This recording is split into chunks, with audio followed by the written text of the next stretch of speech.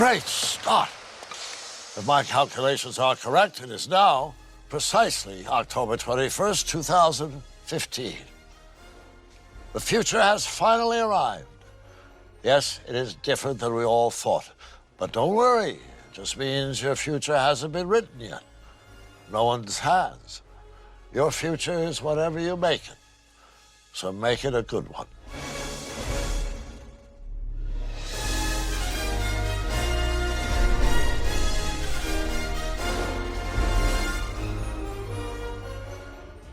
Please be mine, my darling dear. Love you for all time. I'm just a fool in love with you.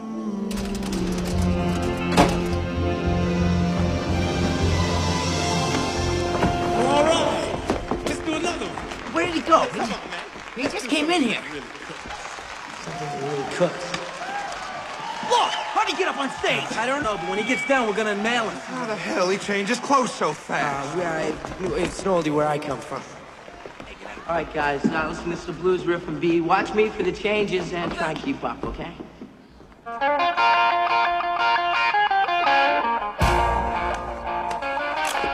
Doc, come in. Marty, come in! Listen, this guy's chased me to the gym and they're gonna jump. Me! Then get out of there! No, Doc, not me. The other me, the one that's up on stage playing Johnny B. Good. Great Scott! Your other self will miss the lightning bolt of the clock tower. You won't get back to the future, and we'll have a major paradox. Wait, a paradox? You mean one of those things that can destroy the universe? Precisely! Marty, you have to stop those guys at all costs, but without being seen by your other self or your parents! 10-4! Marchy McFly, Marchy McFly.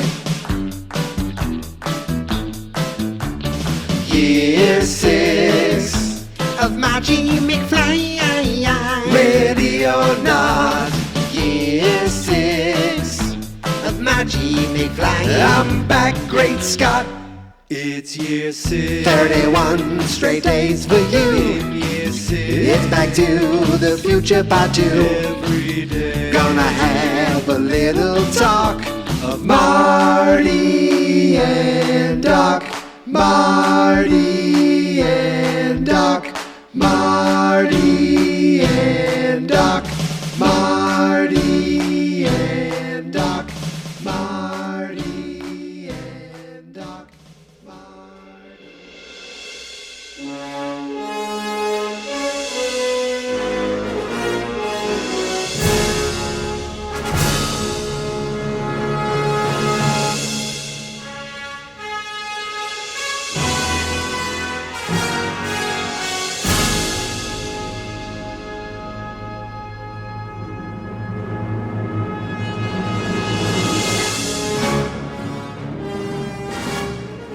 Happy Thursday, everybody!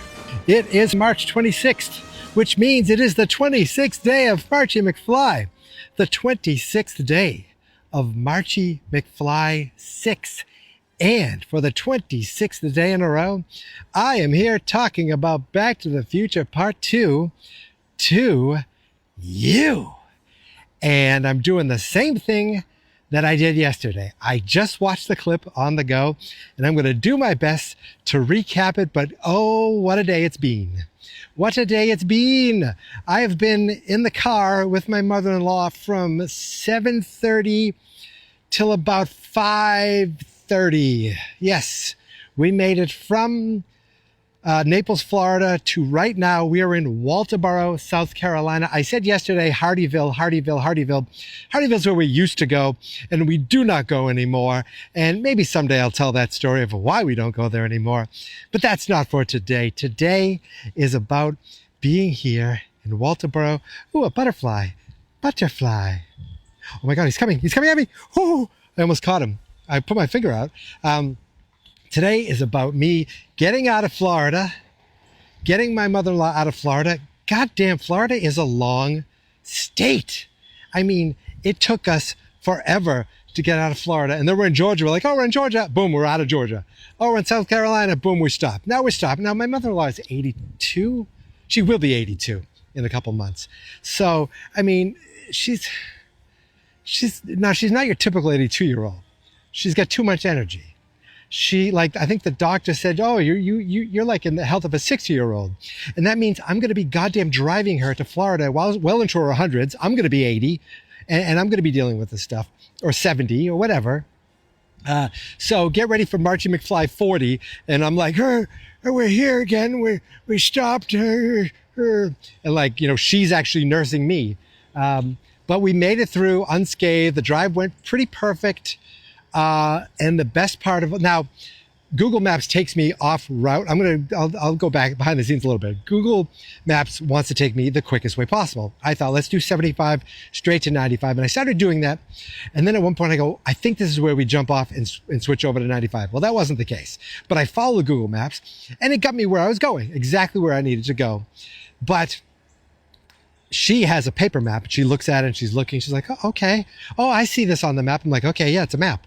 Oh, she goes, you have AAA. You know what? You could probably get an updated map if you'd want to use that. Like, what? I go, no. I go, I guess. I go, why? I wouldn't use it. She goes, oh, you'd use this? I'm like, yeah, I would use the global positioning satellite over your paper map with your scribbles on it.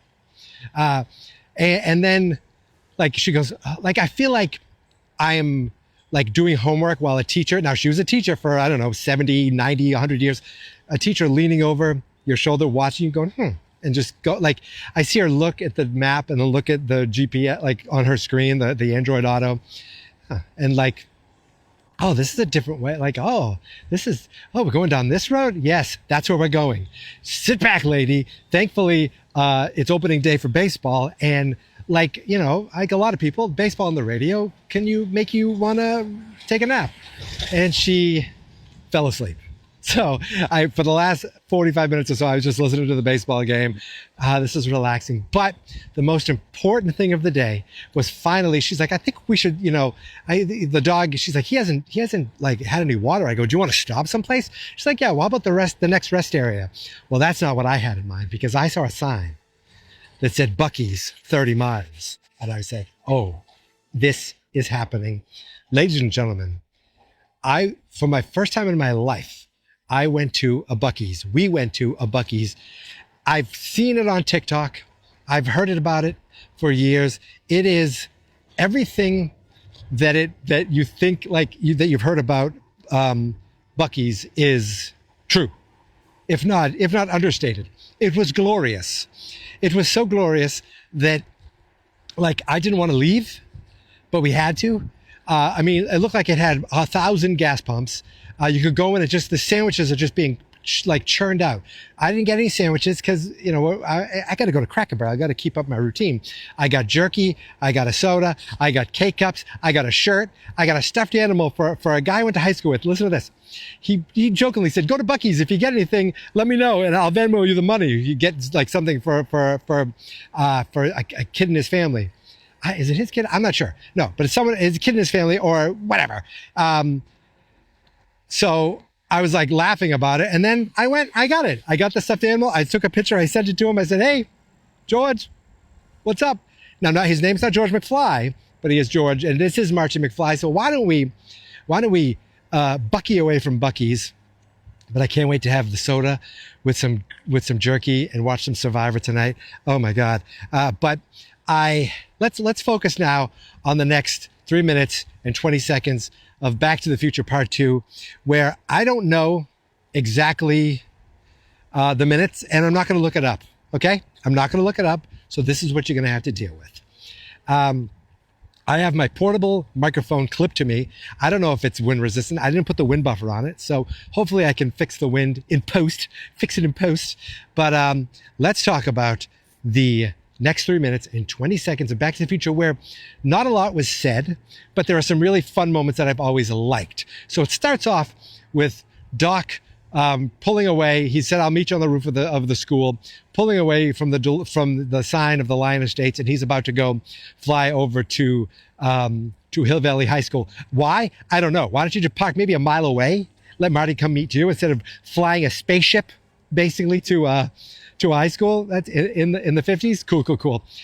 In the book, Old Man Peabody's there, and he starts shooting at the DeLorean, thinking it's the spaceship, and that's what gets it, Doc to maneuver out of the way and gets caught on the ropes, which end up, I think that ends up turning on the time circuits, which then later leads to the disaster with the time circuits already acting herky-jerky.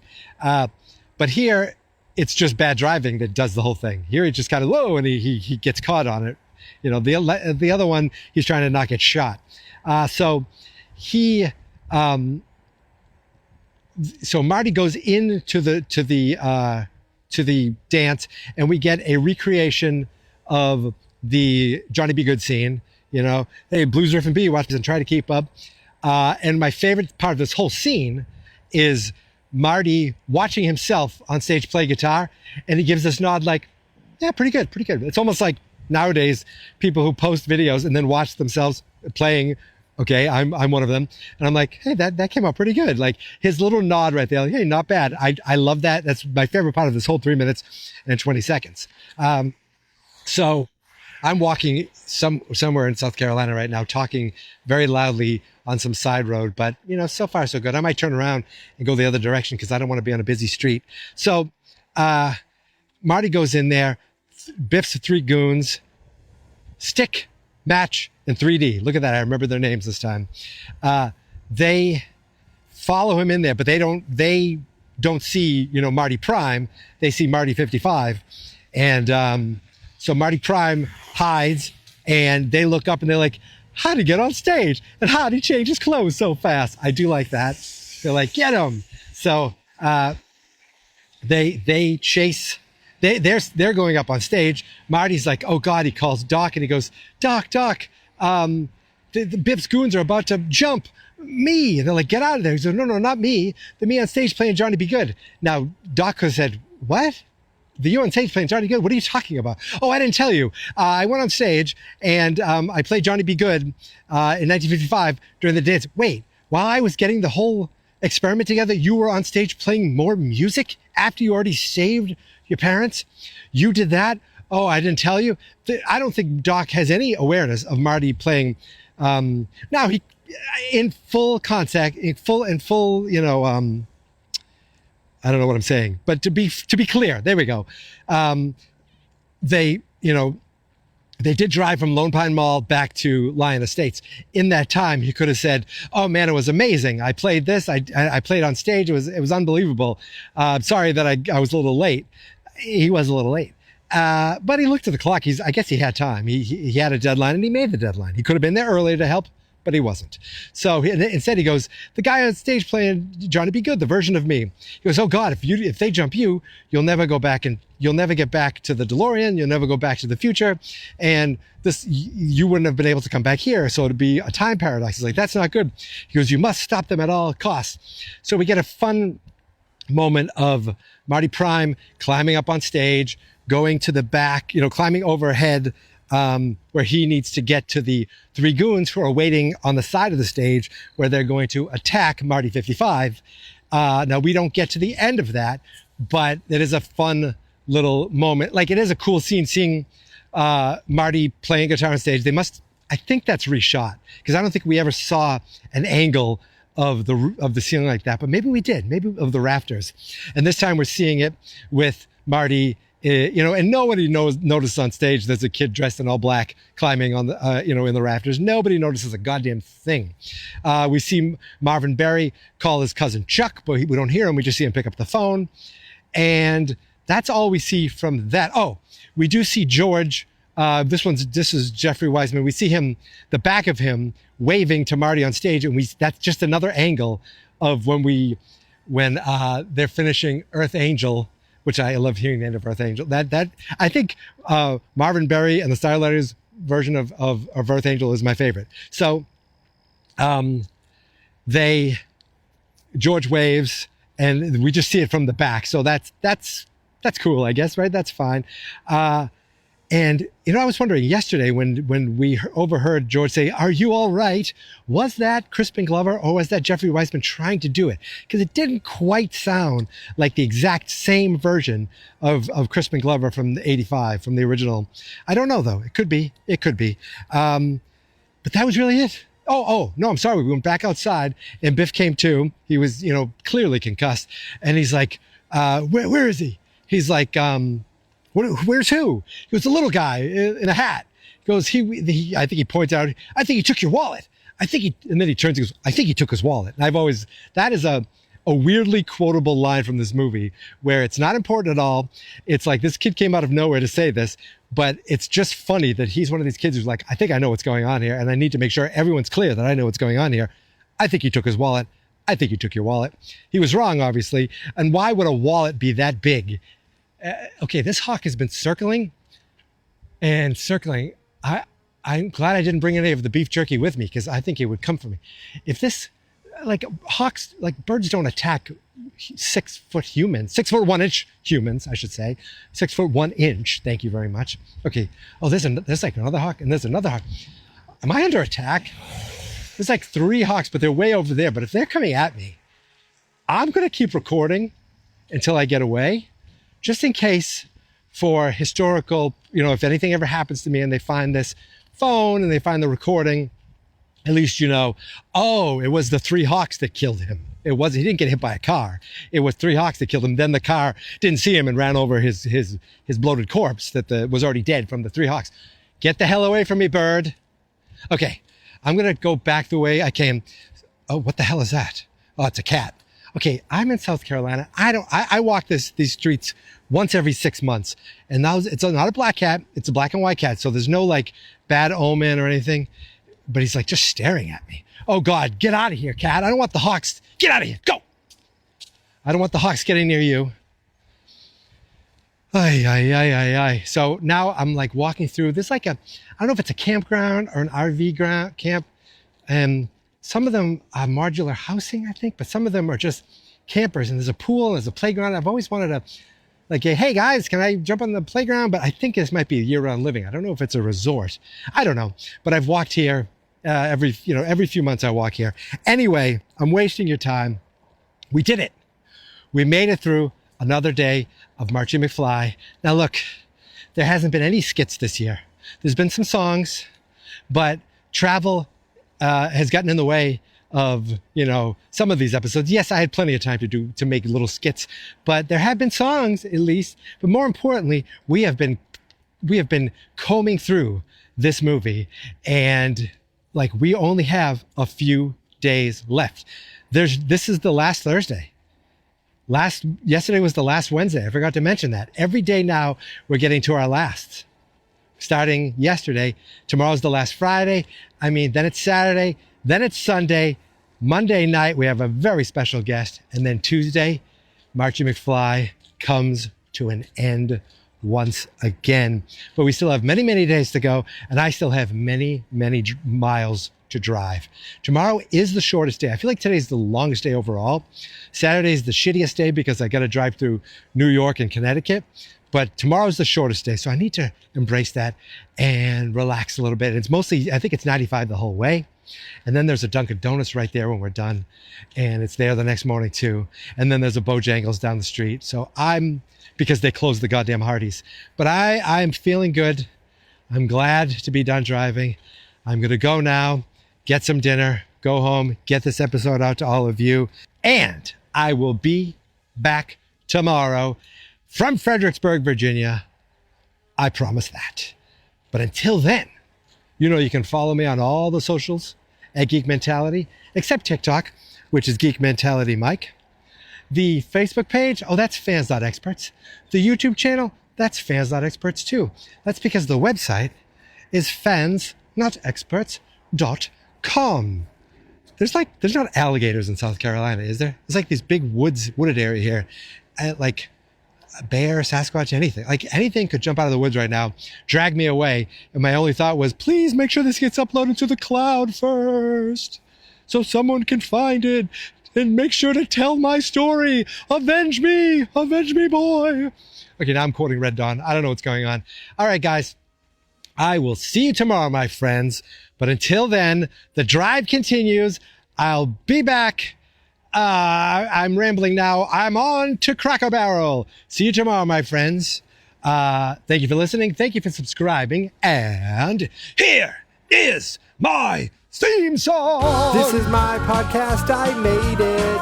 Geek Mentality's what I named it. And I think you should listen and subscribe. 'Cause I'm kinda funny and awesome. I think that I'm worth your time. And I'm kinda handsome, my mom says. Please listen and please subscribe. At least listen to this episode. Fans, not experts.